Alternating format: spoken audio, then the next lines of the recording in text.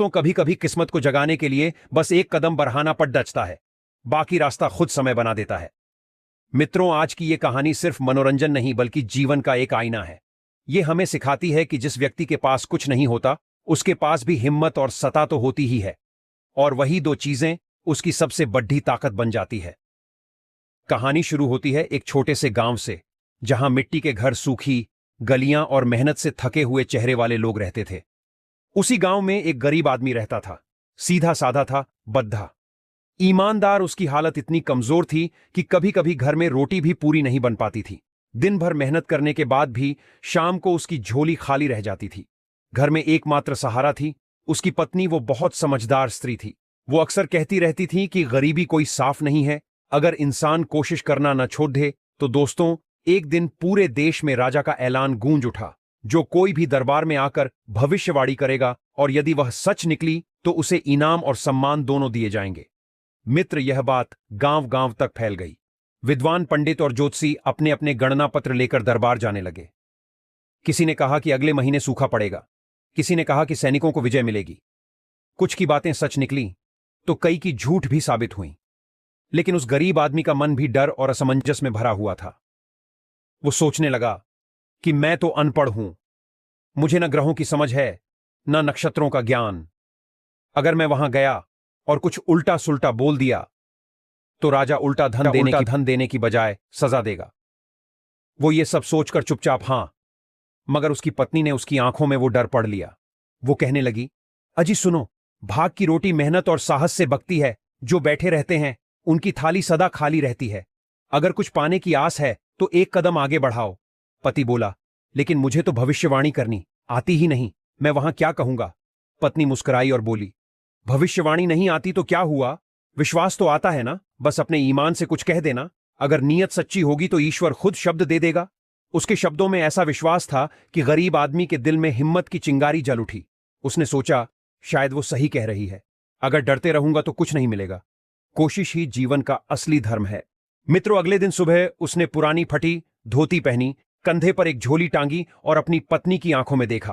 पत्नी ने उसे एक मुट्ठी चना और थोड़ा सा गुड़ देते हुए कहा, जाओ, ये यात्रा सिर्फ तुम्हारी नहीं, हमारी उम्मीद की यात्रा है। वो व्यक्ति घर से निकल पड़ता है। गांव की पगडंडी पर उसके कदम धीमे धीमे आगे बढ़ रही थी, लेकिन मन में एक डर भी था। उसके मन में बार बार यही विचार रहा था, अगर कुछ अच्छा हो गया तो मेरी पत्नी को भी सुख मिल जाएगा। दोस्तों, रास्ता लंबा था, धूप तेज थी।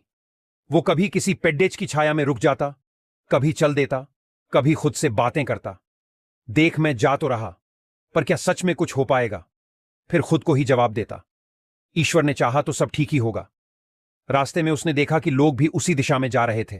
कोई पंडित है, कोई व्यापारी है, कोई साधु है, साहब अपने भाग्य की परीक्षा देने। दर्शक बंध वो अकेला था, बिना किसी ज्ञान, बिना किसी साधन, बस एक उम्मीद के साथ चलते चलते वह थक चुका था। थक कर वो एक पेड़ के नीचे आराम करने बैठ जाता है। हवा चल रही थी, पति सरसराने लगी। उसे नहीं पता था कि आगे क्या होने वाला है, पर इतना जरूर था कि उसका हर कदम उसे एक नए मोड़ की तरफ ले जा रहा था। एक ऐसा मोड़ जहां नियति, विश्वास और समय तीनों एक साथ मिलकर उसके जीवन की दिशा बदलने वाले थे। क्योंकि मित्रों, अगले ही पल उस पेड़े के नीचे एक अजीब सी सरसराहट हुई और वहीं उसकी मुलाकात हुई एक इच्छाधारी नाग से, जो उसके जीवन का रोक सदा के लिए बदलने वाला था। याद रखना दोस्तों, जब मनुष्य साहस करके पहला कदम उठाता है तो भाग्य उसके पीछे पीछे चलने लगता है। जो डर के कारण कुछ नहीं करते, वे हमेशा वहीं रह जाते हैं जहां थे। नाग को देखकर पहले तो वो डर के मारे कांप गया। दिल तेजी से ढकने लगा। अरे बाप रे, कहिए मुझे दस न ले। वो घबराकर उठने ही वाला था कि नाग ने शांत स्वर में कहा, डर मत मनुष्य, मैं तेरा शत्रु नहीं, मित्र हूं। मैं वही हूं जिसे लोग साधु या योगी कहते हैं, पर आज तेरे सामने नाग के रूप में हूं। तू बैठ जा, मैं तेरा हित नहीं कर। आवाज में कहा, महाराज, मैं तो गरीब हूं, मुझे कुछ नहीं चाहिए, बस मुझे छोड़ डाच दो। नाग मुस्कुराता है, तेरे हृदय की सच्चाई ने ही मुझे यहां खींचा है। तू डरपोक नहीं है, बस भटका हुआ है। बताता कहां जा रहा है।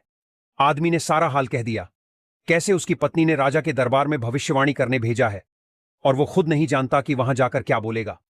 मित्र नाम कुछ देर तक मौन रहा, फिर बोला, मनुष्य के जीवन में दो शक्तियां काम करती हैं, कर्म और समय। कर्म रास्ता बनाता है, समय उस रास्ते को चलाता है। तू आज कर्म कर रहा है, आगे बढ़ रहा है, अब समय तेरा साथ जरूर देगा। मित्रों ने उसे गहरी आवाज में कहा, जाओ, तुम राजा के दरबार में जाकर कहना और एक भविष्यवाणी कर देना। कहना कि हे राजन, आने वाले समय में इस देश में अग्निकांड का प्रभाव बढ़ेगा, जगह जगह आग लगेगी, इसलिए पहले से अग्नि से बचाव का प्रबंध करा लो। गरीब आदमी चौंक जाता है। अरे, क्या यह सच होगा? नाग ने मुस्कुराकर कहा, सत्य और असत्य मनुष्य के कहने से नहीं, समय के होने से तय होता है। तू बस वो कहे जो मैंने बताया है, बाकी काम समय पर छोड़ देते कहते हैं दोस्तों। जो मनुष्य विवेक से बोलता है उसका शब्द ही भविष्य बन जाता है। नाग बोला, इसलिए बोलते समय मन को शांत रखना और राजा के सामने विनम्र रहना। सच्ची नीयत से कही गई बात में भगवान की शक्ति उतरती है। वो आदमी आश्चर्य से नाग को देखता रह गया। मन में भय भी था, पर कहीं भीतर एक भरोसा भी जाएगा, शायद यही मेरी किस्मत का दरवाजा हो। नाग ने आगे कहा, देखो, याद रखो, किसी भी संकट से पहले चेतावनी भगवान खुद देता है, बस उसके लिए किसी का माध्यम चुन लेता है। आज वो माध्यम तू है। गरीब आदमी के मन में उत्साह आ जाता है। उसने नाग को प्रणाम किया और कहा, महाराज, आपने जो कहा है वैसा ही करूंगा। नाग ने कहा, जा बेटा, पर एक बात, जो अपने उपकार को भूल जाता है उसका भाग्य भी धीरे धीरे बुझ जाता है। यह कहकर नाग बिल में समा गया और गरीब आदमी दरबार की ओर चल पड़ा। दरबार में पहुंचते पहुंचते सूरज ढलने लगा था। दरबार में राजा अपने मंत्रियों के साथ बैठे थे। चारों ओर चमकते दिए सुनहरे पर्दे और ऊंचे आसन पर बैठा राजा था। गरीब आदमी ने पहली बार इतना व्यव देखा था। उसके पांव कांप रहे थे। उसने धीमे स्वर में कहा, महाराज, मैं कोई विद्वान नहीं, पर मेरे मन में एक संदेश है। आने वाले समय में अग्नि का प्रभाव बढ़ेगा। कृपा करके राज्य में उसके बचाव का प्रबंध कर लीजिएगा। मित्र दरबार में खुसर फुसर होने लगे। कोई बोला, यह कौन अनपढ़ा आदमी है जो आपकी बात कर रहा है?